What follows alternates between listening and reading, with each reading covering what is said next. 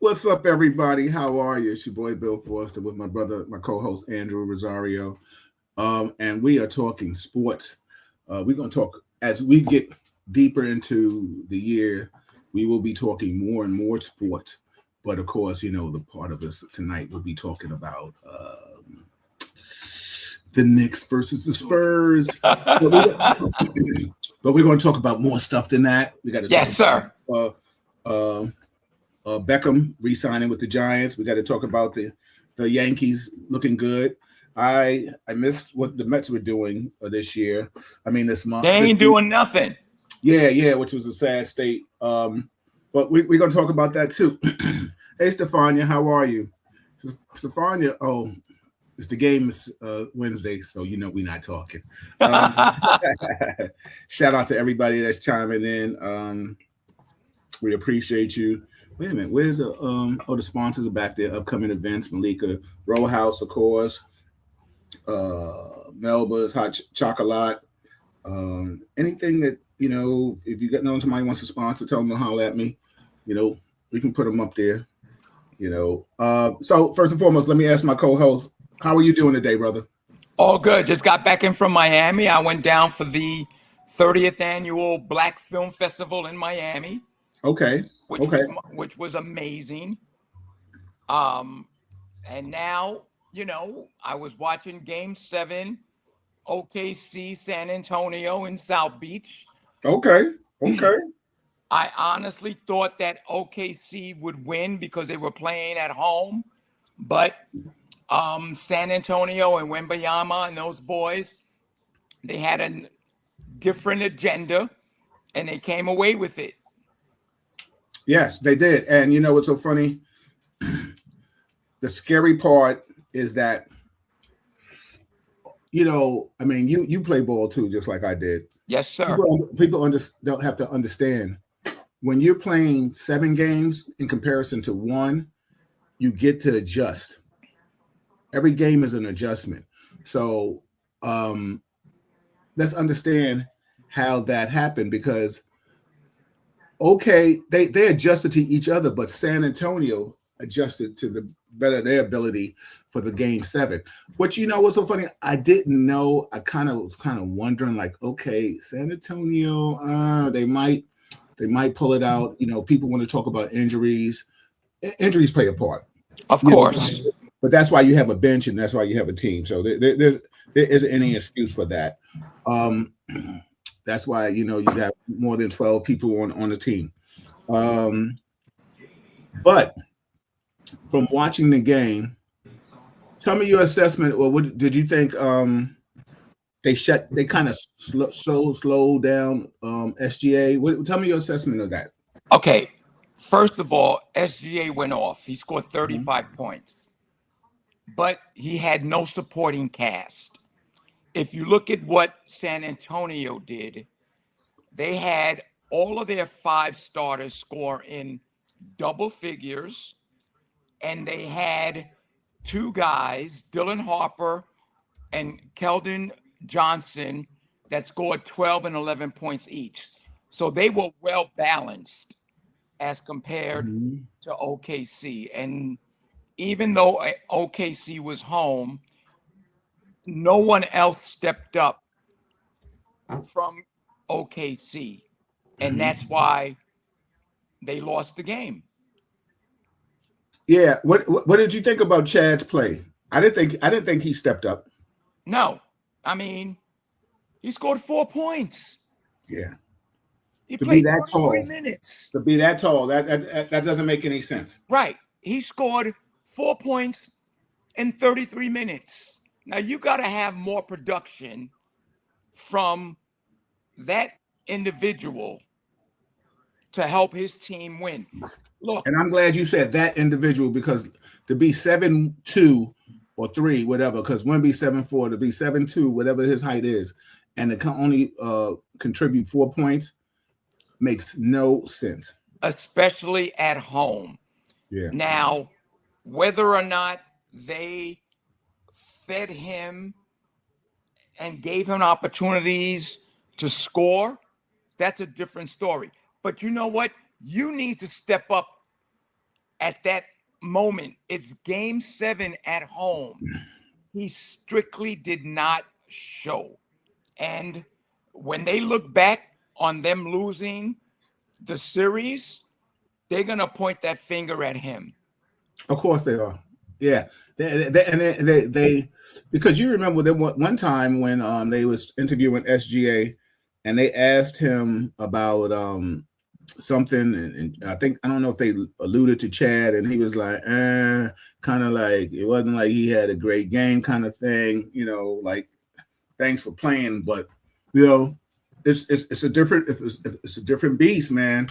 100%. But let me also point out that Isaiah Hartenstein, who used to play for the Knicks and was a big factor in them doing what they did, he only scored 7 points in 21 minutes. So you get these two guys, these two big guys on your offense, and you score 11 points at home, you deserve to lose. Yeah. I mean, SGA is amazing. There's no question. 35 points and no one else helped him out? Sorry. And again, I'm thinking going into game 7 at home, OKC has the advantage, and they just didn't do it. Yeah. So let me ask you a question. Now that shifts a little energy towards the Knicks versus the Spurs. I heard it today. Mitchell Robinson had surgery on his pinky. All right. So I'm sure he'll be able to play. They'll tape it up. Yes. It's not like he's Cat in a sense. His whole gift to the Knicks is his defense. Yes. Offensively and defensively. He's a beast on the offensive board, and he's a beast on the defensive board. Yeah. So I think that they're going to monitor his minutes, but I think that he can still be a factor going into that series against San Antonio. You know what I think he could be a factor, because I think he will definitely I think his body's a little different than Hartenstein's. Not that Hartenstein is weak or anything, but it just Mitchell is just like them shoulders are real broad, and yes, and I think I think he might be stronger in the post. Yes, and what's the word that they always use? He has a knack for the ball. Yes, He has a knack for the ball, and he doesn't have to score by himself. Okay, he's big with the pick and roll. He's big with running the floor, and all of the guards, Brunson, McBride, Shamet, they find him rolling to the basket for the alley-oop. Yes. Yeah. And then defensively, he's not going to, I don't think anybody's going to shut down Wembanyama at all. But you know what? What do they always say? Let their big guys get theirs, shut everybody else down. Okay. I'm glad you mentioned that. Vessel, Castle, Harper's been playing phenomenal. Yes. And you can't forget the All Pro, the super, Darren Fox. He's a bad boy. I know he's a little nicked up. Yes. Harper might be a little nicked up, but the one thing is because they almost play like a guard offense with Wemby, like yes. And then they'll bring in maybe Harrison Barnes and Cornette and stuff, but they're not really bringing in like the 6'8" in the 6. Correct. Correct. The one thing about them, they're very fast, but I think so. Let me ask you a question. I'm going to say it after you, but what are your keys to the Knicks winning? Well, I think that they have one thing to their advantage, and it's rest. Mm-hmm. Okay. And the other key is their bench play. Mm-hmm. Their bench play is going to be a big factor in whether or not they win this series. If you look what they've done after the Atlanta series when they were down 2-1, their bench stepped up big time. McBride stepped up big time. Shamit was draining shots from the from the Atlantic Ocean, you know. Mm-hmm. So, and then their transition game, they're just not relying on Brunson to do what he does. He gets everybody else involved. And one of the guys that I honestly think has turned it around after the first 3 games in Atlanta is Mikal Bridges. He has stepped up on both sides, offensively and defensively. He's not just relying on his perimeter shot. He's taking it to the hole. He's running the floor, and he's getting everybody else involved in the offense and the scoring. You know, I'm glad you mentioned him because I was listening to a commentator the other day, and they said something that was so important. Mikal Bridges is not a half-court player. He's a slasher. He plays like I always call it the Stanford basketball, you know, the cut and slash. Yes. Because remember when he was with Phoenix, that's what he was doing. Yes. And then, you know, not that he couldn't score when he went to New Jersey, but the bottom line is they said his productivity changed from the defensive standpoint because of the offensive. And I mean, the fact that he was scoring 20 or 19 points a game, it wasn't like there were explosive 19s and 20s. You know what I'm saying? It was just of course the course of the game. With that being said, it took them to put Cat at the point center. Yes. And now they can slash. Josh, all these cats can slash. That's why I'm not scared of anybody, because if they play that kind of basketball and the game is close, defensively, I think we have the edge. Okay. And do you remember, I think it was game 4 against Atlanta when Jalen Brunson's dad came up in his face and literally read him the riot act. Like, stop doing this. Get everybody else involved. And to me, that was the pivotal point of not only that series, but going forward. Because, look, there's no question Jalen is a beast, right? But it got to a point where he was taking it upon himself. He got into a pissing match with CJ McCollum, and McCollum was cooking. And then when they played Cleveland and they were down 22 points with 7 minutes to go, we needed him. Totally. And he took it to the next level. And he exposed James Harden. He was cooking hard like CJ was cooking him.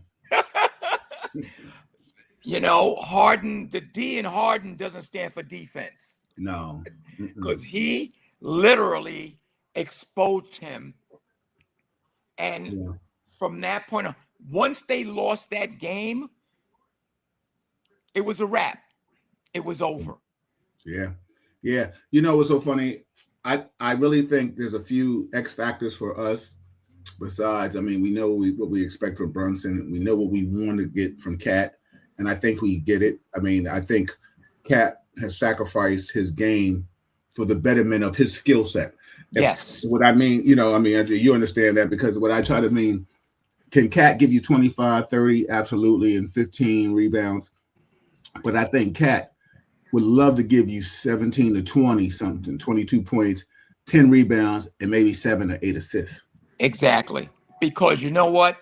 He's looking for the other guys to step up. He's not afraid to drive and dish. OG is another guy that I think is an X factor with the team going into this series. He is the X factor. He doesn't have to force the point. Mm-hmm. He lets it come to him. And hi, Malika. Hi, Andrew. He lets the game come to him. He doesn't force it. And he gets everybody else in the mix in terms of the offense. Mm-hmm. My man Kenyatta says we need to wear down Wemby. What do you think about that? Look, Wemby's going to get his. There's no question about that. I think that the Knicks, from a physical standpoint, got to put a body on him. Now, one thing about Do you think, let me interject. I think that's going to be OG's assignment. It might be. It might be. But I mean, I think they'll start off with, maybe Cat and maybe Mitchell playing him. Yep. But eventually, when it gets down, when they want to get under his skin, you can see Josh Hart and you can see also OG. Because I'm sorry for interjecting, but what I do notice is that when he's at the perimeter, you need somebody to stop that high dribble. Yes, and it's only high dribble because he's tall. So yes. You need somebody to get under his skin to do what he does. To stop like the dog. Exactly. Yeah. So I think OG, you know who might be another X factor for us? I forgot the brother's name that we got off of waivers from San Antonio. Alvarado? No, okay. he was from New Orleans. Right. The other brother they play center and forward and stuff like that. Yes. Slocum or something. Yeah. Yep. Oh, and and that's why I'm saying when I'm looking at the total rosters of both teams, I think that the Knicks are deeper, especially when they go on their bench. If they can establish a lead, if you've noticed in the playoffs, the starters have started out strong, which Mike Brown really emphasized.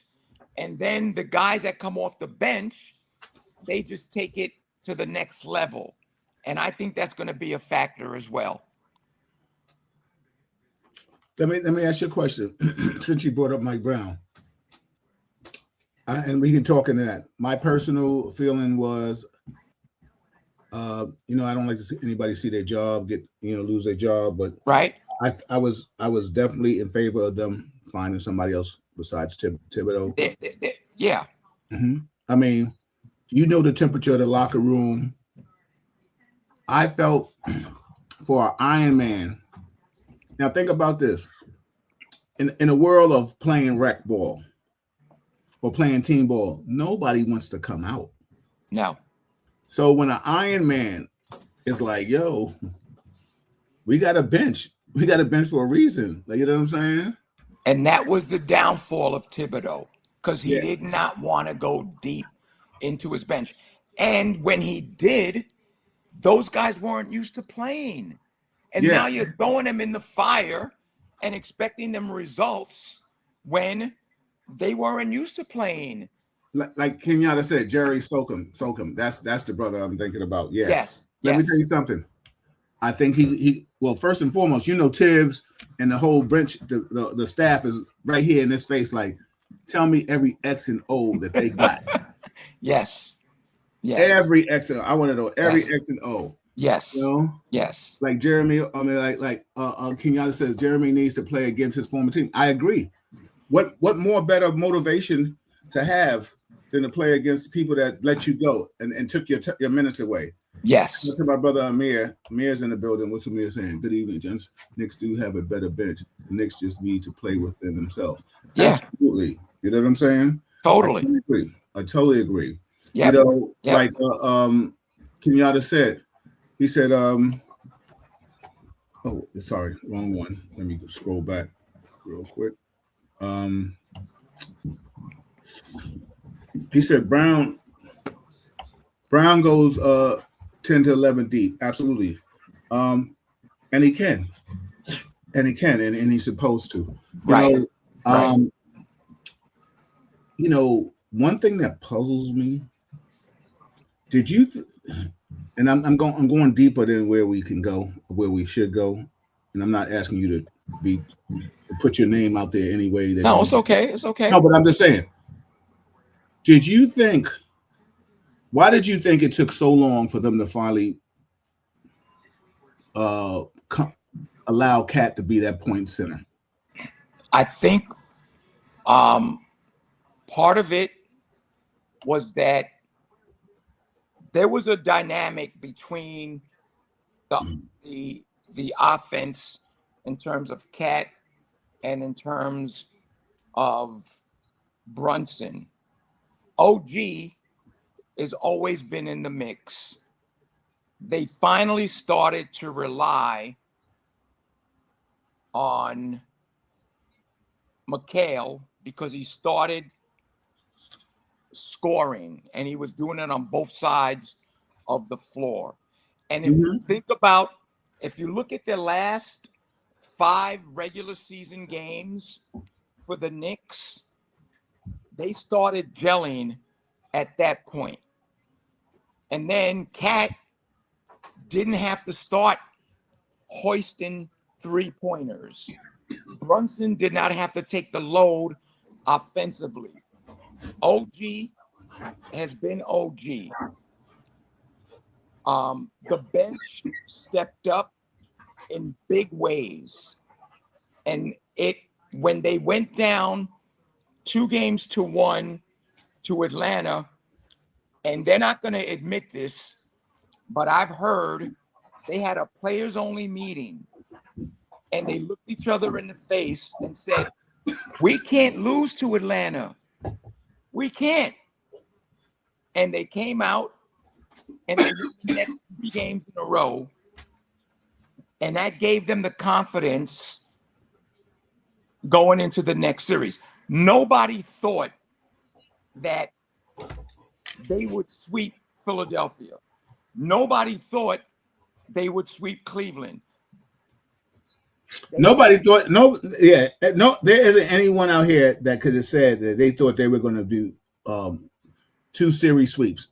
11 straight postseason victories.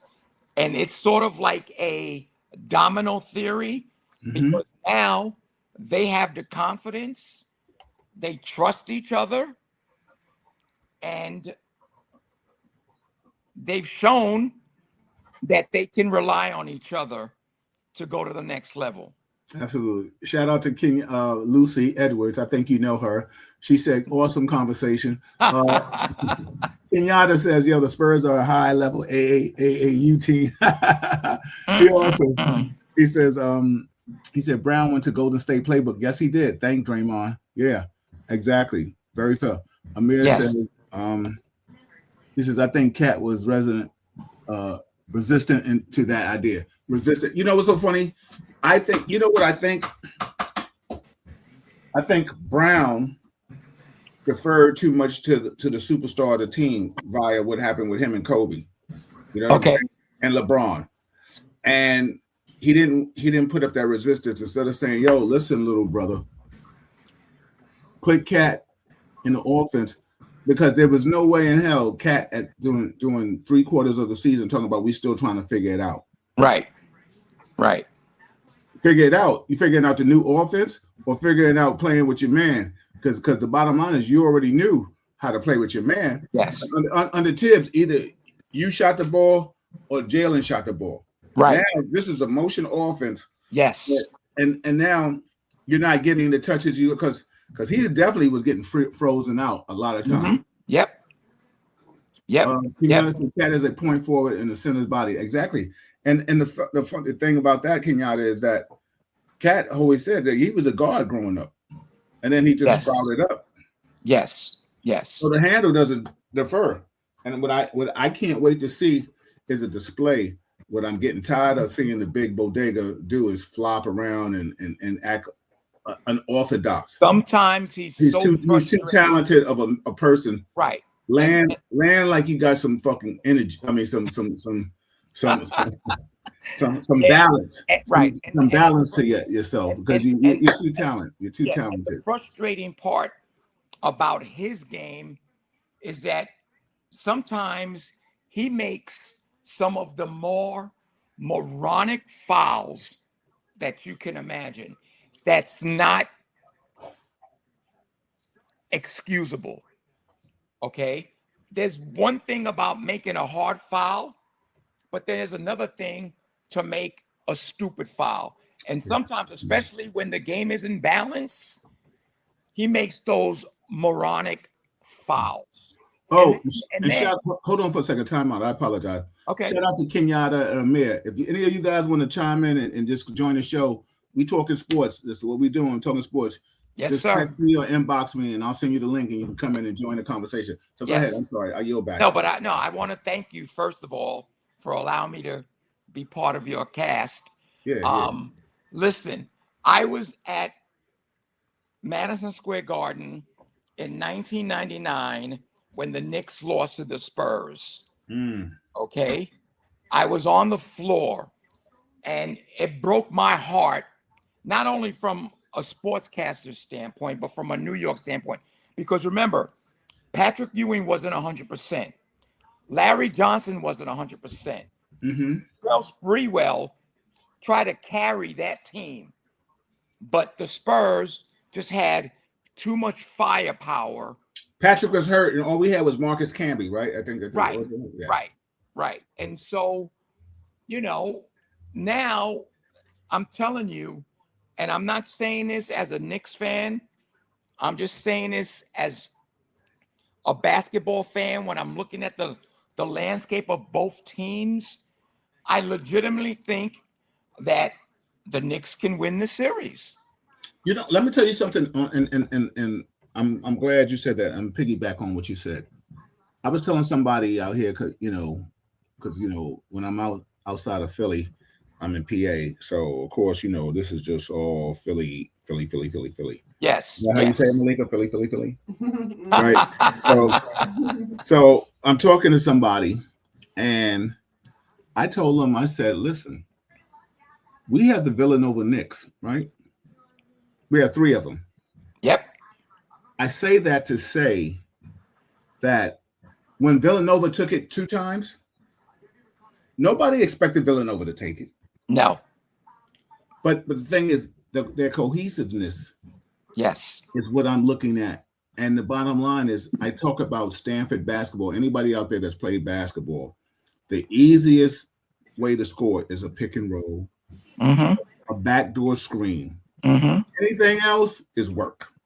But there is no work on hustling.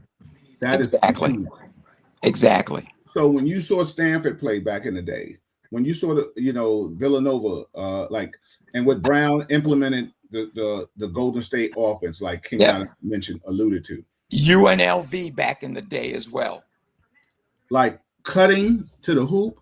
Yeah, there's nothing better than. And let me tell you something. Anybody out there that's played basketball, you included, myself. Yep.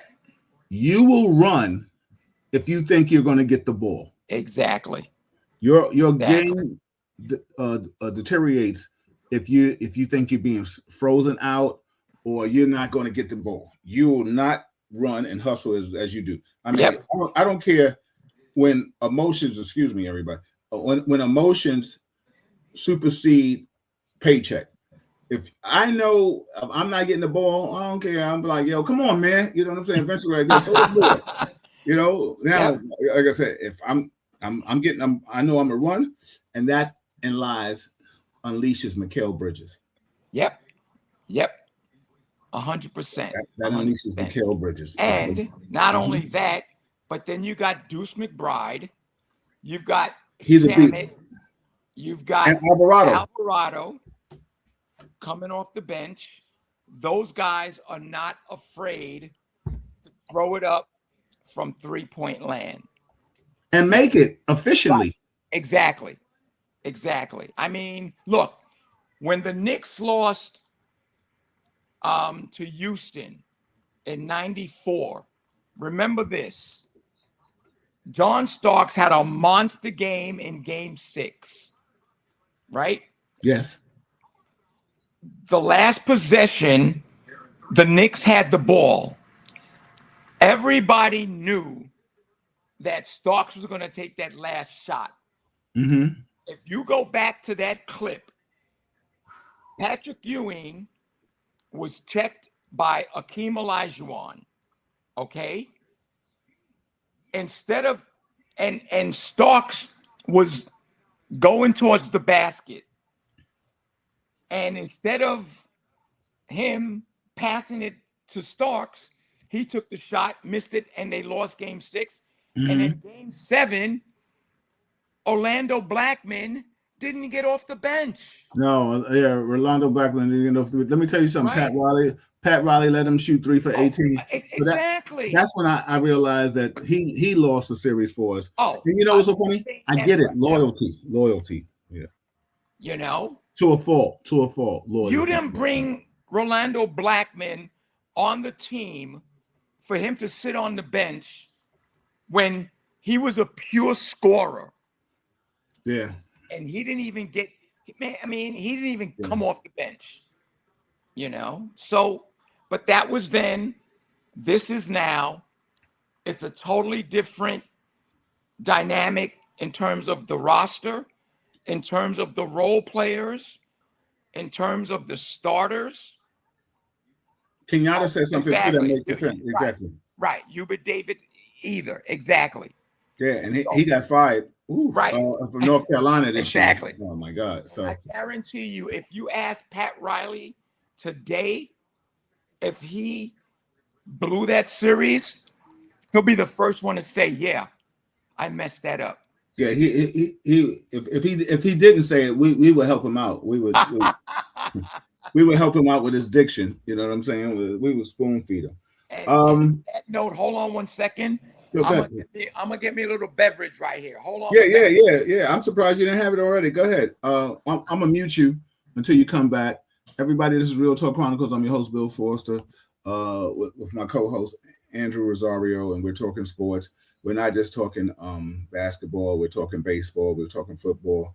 We're talking anything else that you want to converse about. I ask you anytime, anybody out here that wants to join the podcast when we talk sports, you're always welcome. Yeah, cheers, brother. Cheers. Absolutely, man. Yeah. Don't let your palates get dry. You know exactly. Listen, we could do this all day, every day. Absolutely. I just want to find out eventually. So if you didn't know, you're here with me.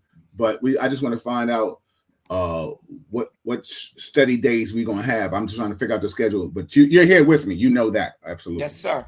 So let's shift the pendulum a little bit. Football. Yes. What's your take on the Jackson Dart Abdul Carter situation?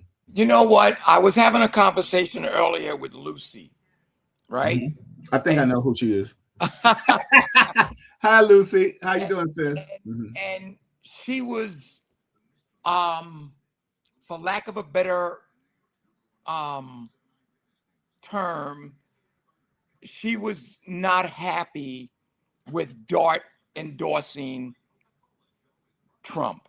Okay, I'll tell you my feelings after you finish. Go ahead. I'm gonna yield back though. And my perspective is this, and of course this is just my personal perspective.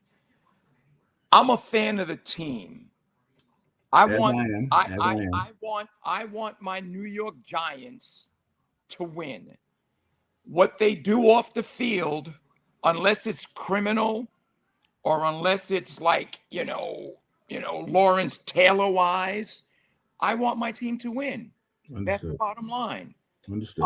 Now, you're not going to always agree with an individual's political persuasion. Mm-hmm. Okay? Dart has proven that he has the skills to take the team to another level where they haven't been in how long? Okay. Well, you can't have the dude that coming out of the bar. I forgot the Italian brother's name. Shout out to him for holding us down for a few games. but Danny Zuko or whatever his name was, the quarterback. Right. He wasn't it. He all he's good for. No disrespect. Thank you for your service. As they tell me sometimes, thank you for your service. But all he's good is for holding punts and kicks. You know what I'm saying? Field goals. Yeah. Go ahead. Yeah. So that's my perspective. Because you know what? The bottom line is this. If you're winning in New York, I don't think people care what your political persuasion is. Yeah, it's like fools. Well, so Kenyatta says this isn't Mississippi. So I mean, if you finished, then I'm going to give you my take on it. Okay. Oh, Kenyatta, did you say that? Let's go Cowboys. Come on, man, Kenyatta. Yeah, exactly. Cowboys ain't won nothing since how long? Yeah. And then Kenyatta, next time we do the sports show, I'm gonna ask you to join on so you can talk about the Dallas Cowboys. So we can talk about what you think. How do you think they did in the draft, and what do you think about Dak and everything? Okay, so let's go historical. Historically, none of us ever knew what a player's political position was. Correct. We just never knew. We never. Correct. Knew. Unless you were Tom Brady. Bang. Exactly. But then, we know you. But he won. But that's the bottom line. He won. So nobody even cared about his political affiliations because he won Super Bowls. No one cared about his play. Shut up everybody's mouth. Exactly. Joe Montana won, right? Is he a Republican? I don't know. Okay, no. Only reason why I asked because you said you mentioned his name. But he won. Absolutely. Okay. And so no one cares about your political affiliation if you are holding up the chip at the end of the day. Let me tell you something. I totally agree with you. I just think that due to the shift of climate that we've all experienced with politics now. Yes. When Trump has been so divisive. Yes. And what he has exhibited politically and personally. Yes. That you have no choice but to kind of speak up from a athlete standpoint. And I think from a cultural standpoint, I think when I look back at my coworkers and people that I've worked with, and I question their morals and their ethics because of what he is spewing out. This has nothing to do with Republican and Democrat. Right. It's about having the common decency. Having an impact on people of color. That, and how do you not, if you supposedly have a friend that's of color, not have some empathy for that person and what he's going through? It's just like one time, I never forget, I asked one of the co-hosts here, Kevin, shout out to Kevin, I hope you're healing well. I asked Kevin one time, I said, when people of color, when we see somebody of color do something, we be like, oh, look at this dude right here. Why do you do that, right?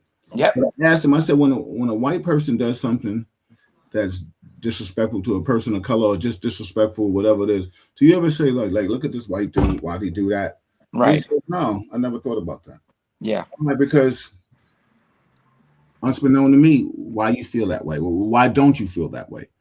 So what I'm alluding to is that Jackson Dart, we all know, has a right to vote for who he wants to and support who he wants to. Due to the climate that Trump has exuded and exhibited, it's more or less a point of maybe I need to yield back and take a step back, right? But does that? Okay, and I'll give you another example. When this is a different political climate, though, look who's in the office and what he has in the black. No, I agree with you, Kenyatta. I do.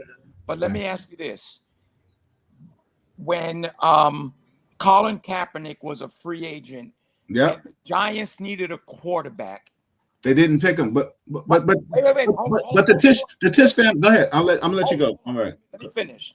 Go ahead. And the owners, the Maras, said that we couldn't sign him because it was going to hurt our fan base. And to me, excuse my language, that pissed me off because the Giants have been sold out for the next 50 years. So it wasn't going to affect their fan base at all. Absolutely, If bro. there was a reason that I was going to literally like disregard the Giants organization, that would have been the reason. And you can't tell me that when it comes to Bill Rhoden wrote a book called The $40 Million Slave, okay, about African-American athletes across the board, all right, and how the owners, 99% of the owners are white, right? And when they decide to sell the team, they're going to give it to their sons. Absolutely. Generational wealth. They're going to pass it down. They're going to pass it down. Yeah. So I understand there's a climate where folks would say, okay, Jackson Dart is, promoting Donald Trump. I can't be a Giant fan anymore. I understand that. That's the energy that's coming out in the universe right now. Right. But the bottom line is this. The Giants are going to be sold out every day. And if they start winning, which they haven't done in years, they're still going to get the support from their fan base. Let me tell you something. We're going to talk about that too. But I think with Harbaugh, I think they'll go a good strong 8-8. Well, but we'll get back to that. Okay. Well, before you go there, I think they can win the division. And that's possible too. But I just don't want to lose my train of thought in regards to Jackson Dart. I think Jackson Dart exudes a swag that we like to see in a quarterback, like we like to see in a young man, and Yes. and a swag that we thought was kind of essence to people of color. Yes. Now, when he came out, it's just like a Kid Rock. You want to hang with the blacks, you want to sing the raps, you want to dance with the black girls, but deep down inside, you let the old Knicks shit come out. You know what I'm saying? So exactly. Yeah. So he wearing the bezels, the jewels, and stuff like that. Yes. But then, like somebody said, what do you expect? Dude from Ole Miss. Now, right. My personal feelings is your grit got you to be the face of the organization. You didn't win anything yet to be that cocky. Then you go to a red organization and talk about go blue. Now we got to understand, really, dude. Now we got to understand that your personal beliefs compromise your professional, and we got to understand who the Maras and the Tishes are, right? All day, every day. It is what it is. Let me tell you something. I had felt falling back from the Giants when I had not seen them draft a black quarterback in the draft, and all the black quarterbacks that were coming out, they did not. They refused to. Yeah. And then we went to Danny Dimes. Yeah. And only fact that Danny Dimes in his 100 years later, 5-6 years later, he looked good. So, yeah. But come on. Listen, don't get me wrong. All these black quarterbacks that came out before him. Yeah. So my personal feeling was like I had kind of fallen back. I mean, I'm still a Giants fan deep down inside. It's like loving somebody that you can't be with. You know what I'm trying to say? You know what I'm saying? Like, okay, I get it. But when we're looking at Jackson Dart, and now, you got clowns like Boomer Esiason coming out talking about this dude is this and other people. First and foremost, Boomer. I'm talking to you. My podcast ain't nowhere near yours. But Not yet. Not yet. Thank you. I appreciate that. I'm gonna help you get there. Absolutely, absolutely. But dude, if you're not going to war fighting and you're not doing things, don't expose your bigotry Yes. outright. Because Yes. Abdul Carter has the right to question his teammate.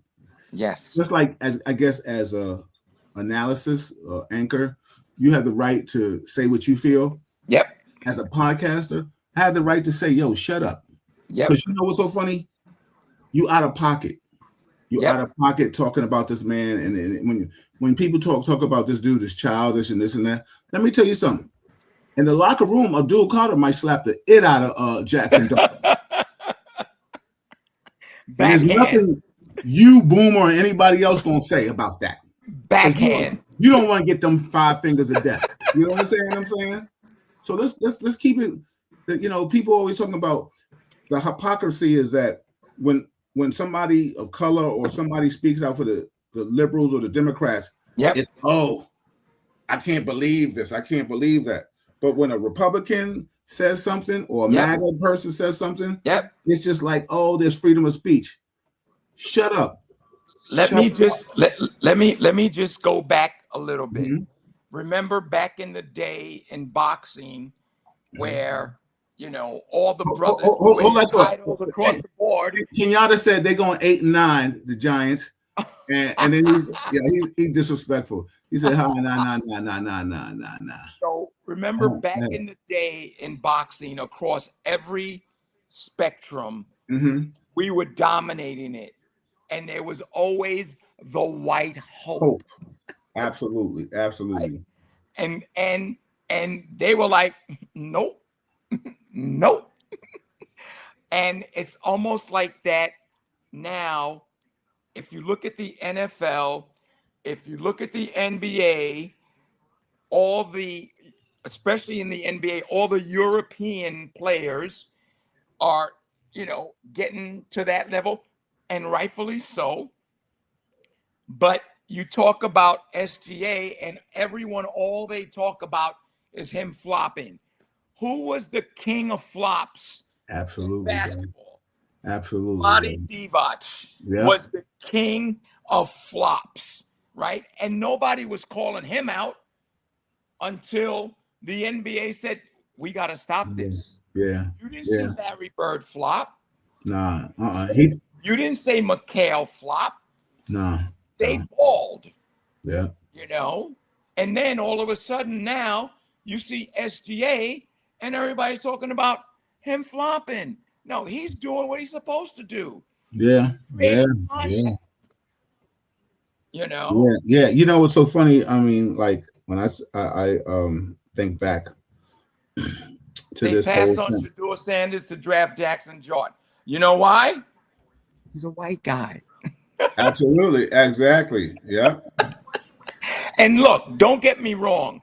I think he has what it takes to take the team to another level. Yeah, he might have that it factor. No disrespect to him. Yeah. And given the fact that they just re-signed Odell Beckham,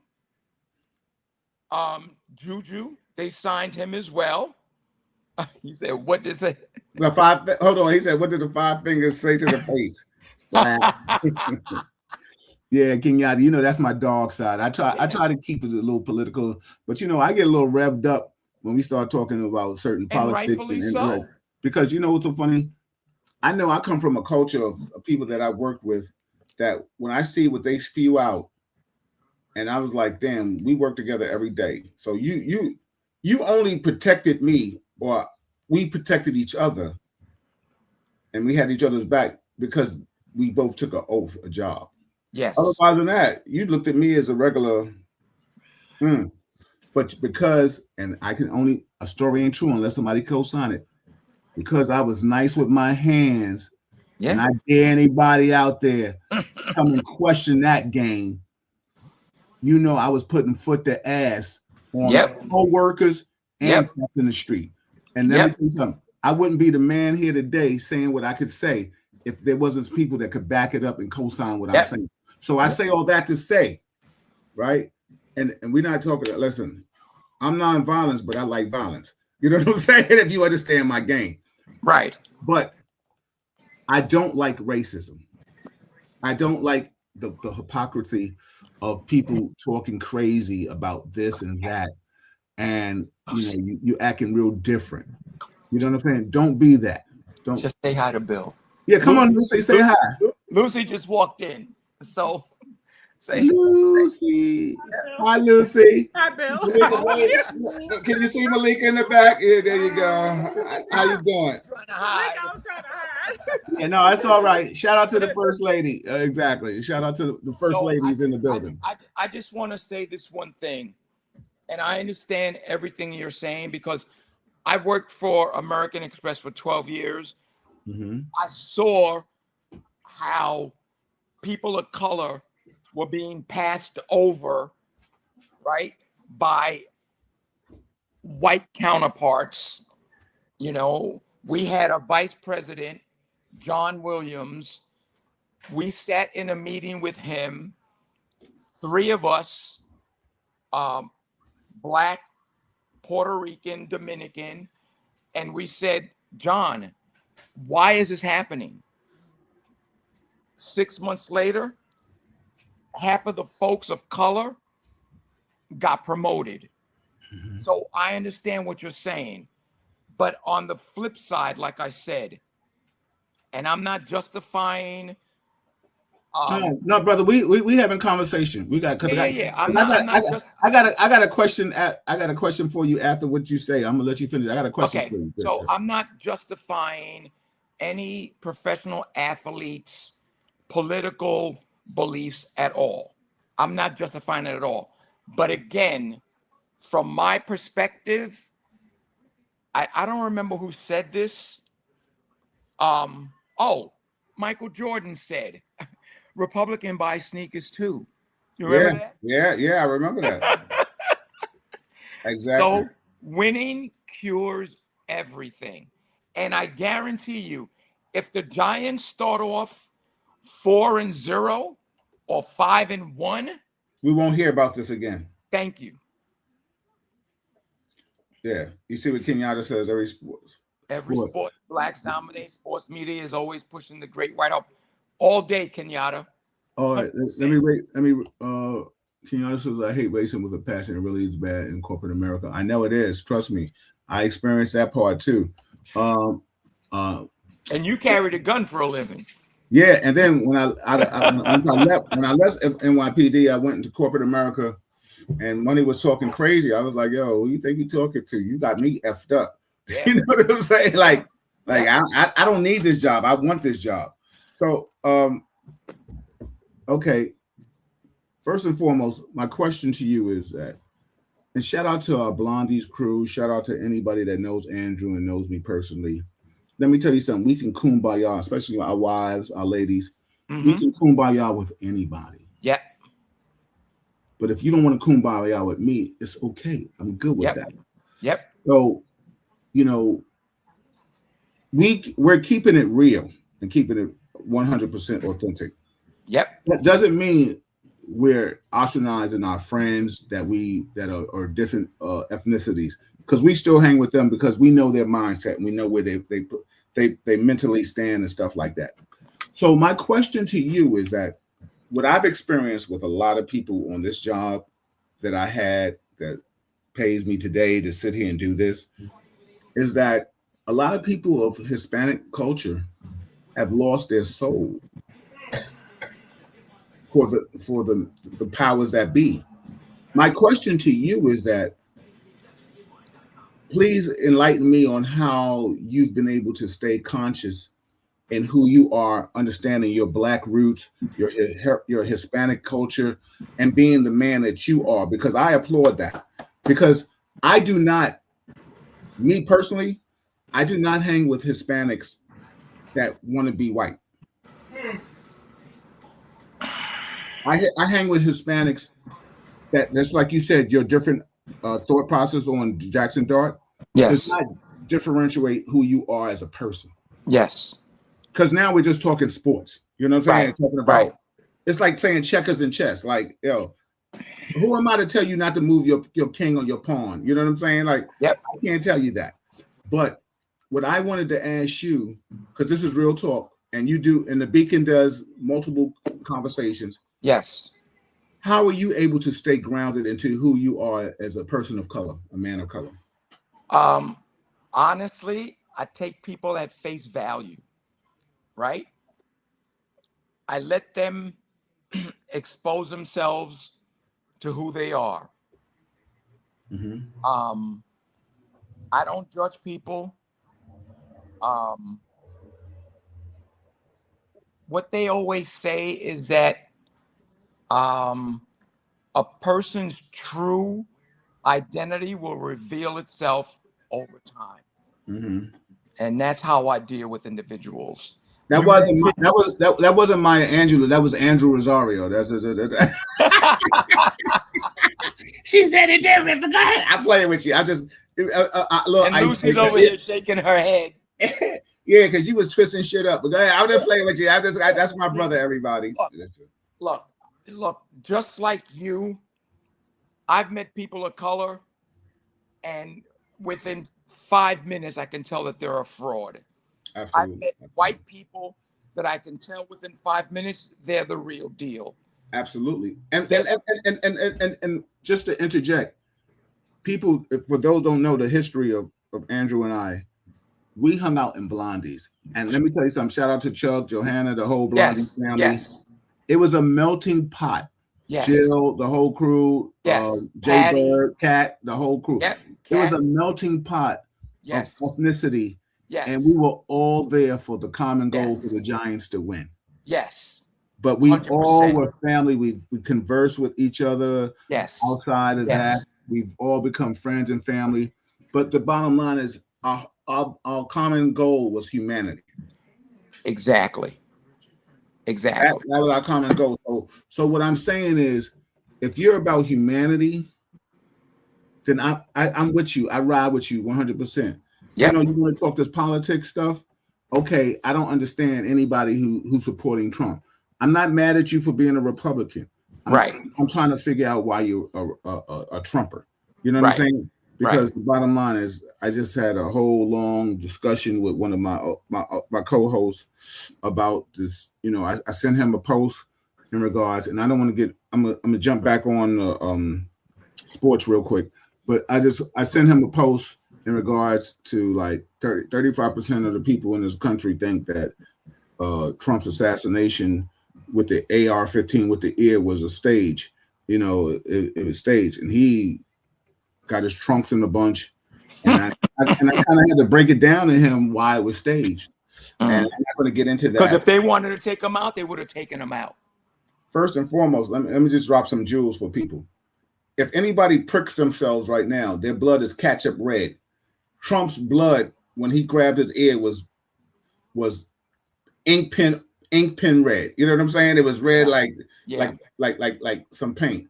All of a sudden, from a dignitary standpoint, which I've worked with them extensively, if a person gets shot, you're not talking about let me get my shoe. And you're also not going to stick your hand in the air talking about fight. Why are you fighting? You just got shot at. You should be like, oh shit, get me out of here. Exactly. So that's something for you guys to digest out there who got Trump's pants by the teeth of your jaws. You know what I'm saying? But anyway, let me go. Kenyatta says, I took my glasses off. Someone needs to have a Giants versus Cowboys watch party. We can do that, Kenyatta. Don't get it twisted. Blondies, Row House, Harlem Tavern. Row House. We got places. Yep. It was staged. It was so fake. Exactly. All right. So I want to wrap this up by saying this. Knicks in 5. Mm-hmm. The Knicks in 5. You heard it here. This is a Real Talk Chronicles moment. I think they split in San Antonio. They win game 3 and 4 at the Garden. And they win game 5 in San Antonio. And you know what? This city will go bananas. They're already bananas. Kenyatta says Knicks in 6. All right. So you know Okay. what's funny? I'm going to go because I'm such a Knicks fan too. I'm going with Kenyatta Knicks in 6. Okay. Before we get out of here, I want to ask you, what do you think about the Odell Beckham signing? I like it. I do. 33 years old. He's still young. He's still He's young. still young. He's still young. And plus, he's healthy. Mm-hmm. Okay. And he doesn't have to be the number one receiver. No, Because when remember, Neighbors comes back, exactly, yeah. right. And then And we'll talk so, about that during the off season. We'll talk about the Giants and the Jackson Hart. oh yeah, definitely. Yeah, we'll get that. What do you think about? I do like the Jets and Giants draft choices. I like the Jets draft choices. I don't like. What do you think Fields can do for the Jets as a quarterback? You know what? My thing is this. Because they're waiting on Manning. You know what? I think that he's only going to be as good as his offensive line. They re-signed the running back, so he's locked in. I'm not too sure about their wide receiver core, but look, just like the Giants in the East and the Jets, I think they both have an opportunity to make the playoffs. Absolutely, I do. Yeah. If Fields can give us half of what he's made up to be, we will.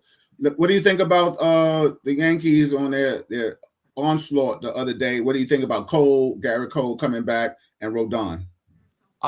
It's only going to get them better. It really is. But to me, the real season starts after the All-Star break. Okay. What they do after that. Yeah. But pitching is the key. Cole, he's got to get back to that level. Rodon, he's looked good, pretty good. Yeah. He has. But remember, it's a long season, and that's why they put him on injured reserve to start the season, just to get his arm strength back to the other level. And then Aaron Judge, he can carry that team like for a month by himself. Now, Mets are in trouble, big time. And I'm surprised, honestly, because remember, Boston fired their manager. Yeah, Correa. Yeah. Cora.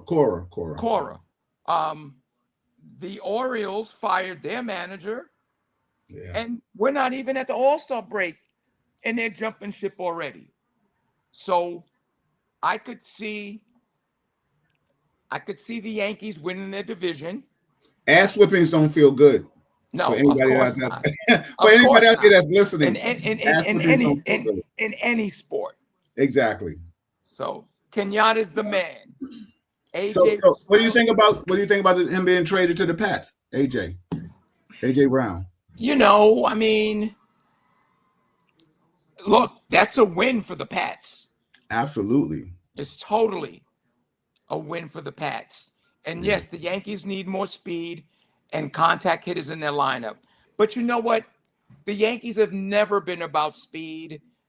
They've always since Ricky Henderson. Right, back in the day. And Tim Rock Reigns, exactly. Right. And they've always been about the long ball. I mean, the other day, every player in their lineup had 2 hits. That's never happened. That was crazy. That was crazy to me. That's never happened before. Yeah. So, but again, that's why they play 162 games. Yeah. You know what? Before we get out of here, one last question. I didn't, me personally, at one point I had a problem with it, but then after I looked at what's going on, chemistry is paramount. So I say that to say I didn't have a problem with the Yankees running it back. What was your thoughts about that? Look, if you look at since the last time they've gone to the playoffs, they've always come up short. There's always been that reason, either the starting pitching or the relievers or Aaron Judge right now, as great as he's been during the regular season, he's been a bust in the playoffs. Yeah. That's a fact.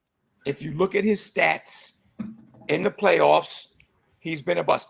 It almost reminds me of when the Yankees signed Alex Rodriguez in the beginning. His first 3 playoff seasons, he was a bust. It wasn't until 2009 that he finally broke through that. Yeah. And just like Judges has hits, but they haven't been timely hits. It wasn't until last year that he had timely hits. Exactly. Yeah. Yes. So Kenyatta, we got to get you on the show next time, Kenyatta. Yeah, absolutely, man. Absolutely. Shout out to Amir too. We got to get you up there. And any ladies that like sports, please join us. Oh, Lucy loves sports. Well, she's always welcome to join, Pop. Yes, 100%. Everybody, with that being said and saying all that, this is Real Talk Chronicles. I'm your host, Bill Forster, with my co-host, Andrew Rosario. And don't forget, www.newyorkbeacon.com. The website is 7 days a week. The hard copy comes out every Thursday. Absolutely. 5 writers on my staff. We cover all sports across the board. And so you can go online and it's free and you can see what we do. Absolutely. So, with the mantra of any Real Talk Chronicles show is, do you have something coming up, sweetie, you want to say before we get out of here? Yeah, say hi to Lucy. No, yeah, but I'm just saying. Talking to me. Yeah, I'm talking to you, but anything you want to promote. So, Andrew, Yes. before Malika comes to the stage, Yes. we always end with positive affirmation. Give us some positive affirmation, and then Malika's going to come and say what she's doing. Okay. Positive affirmations are this. Come on. I'm going to Cletus. Be kind, respect each other, and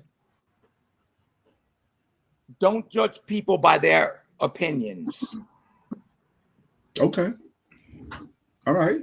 That's politically correct. I love that. No, I'm just yeah. Come here, say hi to Malik. Yeah. Hold on, Andrew, Malik. good to Hold see on. you. Come here. Look. Where's my sis? Hey, Lucy. How you doing? How are you? Lucy, since you're there, give us some positive affirmation. Love one another. Okay. Be strong. Yeah. Support each other. Hold on. You Okay. give us some positive affirmation. Oh, Yeah. What's the dog's name? Long live Scooby Doo. That's what he told me to tell y'all now.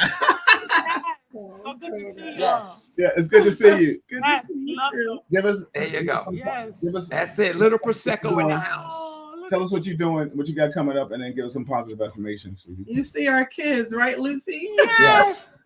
Man, so cute. Oh, What's their names? This is Coda. He's Oh. always hugging me. Okay. And the other one is Jax. He's always cock blocking me. Oh, look out now. All Okay, right. gotta lock him up. Quiet kept. Jack rules the house. Nobody knows that. You can We see got to it. get out there. We can No, We got go. to get out to see you guys. Oh, come on. You are always welcome to Come come on. see us. You know All right, that. wait, I wait. Well, told you both. ain't gonna have no choice, because for those that don't know, I will be getting knee replacement surgery at the end of the Oh. month, so Okay. I will be home. I got Okay. you. Well, You're if gonna you be need- fine. If you need anything, you let us know. You're gonna be fine. Absolutely, and I really don't divulge. That's an easier surgery now than Oh, it was yeah, years totally. ago. I really don't Totally. divulge a lot of my transgressions or my weaknesses. So you're not crossing anybody over anytime soon. No. I'm not even crossing. That's all right. No. You will Straight be. passing. Yeah, that- Yo, you will be soon. yo, Drew, 2-hand chest pass. There you go. And you know what? You'll be all right. And you know what? I'll pull up from the 3. There you go. Please do. Exactly. You'll be all right. If y'all need anything, you let us know. Yes. Absolutely. We'll be in touch Yeah, soon. I really do appreciate you both. Yes. Kenyatta. Thank Thank you, man. No, it's fine. I'm 5'9", so I was like trying to There you go. bend down. So now I can see you. So yeah, we have a double dose of podcasts in the family here. Okay. So tomorrow, I have 2 wonderful women that are going to be on the podcast. So I have events coming up with both of them. Okay. The third person, Gwen DeVoe, she won't be on, but I'm going to speak to our event. So she and I are actually going to be presenting AI in the spotlight at Chase on 125th Street. So we'll be doing that June 13th. Cool. And then June 19th, I'm doing a dinner cruise. Somebody's tapping me down here. Hang on. Doing a dinner cruise out of Freeport. Nice. And that's an awesome one. So it's called Women Who Innovate. So we're going to be on talking about both of those events. And then another one coming up in August with Kim Jenkins. So Excellent. lots of good stuff going on. Keep us posted. Yes, I definitely will. Okay. Definitely. Lucy, I got to see you in the house, girl. Got to see you in the house. So your podcast is tomorrow, right? Tomorrow at 7:00. Yep, right here. Same time, same location. What's it called? It's not, Smart Moves with AI. there you go. Nice. Good. All So right. it's going to stream out to Facebook just like this one, Okay. and also to YouTube at 7:00. For anybody that wants some education, give people some positive affirmation, sweetie, before we get out of here. Well, I think one of you said it already, but we just have to love on each other no matter what. Yes. The world is insane. Yes, it is. That's It is. getting worse by the second. Yes, it is. And Yes, it is. have prosecco. I I'm with you on that prosecco, brother. I agree Okay, with get you. ready to crack open the little wine right Yes, Yes. Tea time is calling me. Yes, Exactly. yes. You know what I'm Exactly. saying? Yes. All right. it's We'll good be to in see touch. everybody. Thank I you so much. hope all is well. I appreciate the platform. Yes, a great place. Kenyatta's amazing. Yes, Yeah, he yeah, is. 6 and 5. Malika. There you go. I see you, Kenyatta. Yeah, Yep. yeah. My other AI brother. He said Yeah. Grok and Claude AI. Yep. Yeah, King and AI. Queen. I love it. AI. Kenyatta, I want to see you in the house too soon. Come on now. I know you got a lot of AI knowledge over there. Yes. So it's all good. So looking forward to seeing you both soon. Okay. Yes. Everybody, so my Blessing. positive affirmation is treat people like you want to be treated. Loyalty, Yes. trust, respect has always been my mantra. Yes. That's what I live by. That's how I move. And with anything and everything, force the moment with positive vibes only. Amen. Real talk. Yes. All right. Yes. All right. Real talk. In a minute. God bless y'all. All right. Blessings. Love y'all. Love you Love too. you too. Cool. See you tomorrow.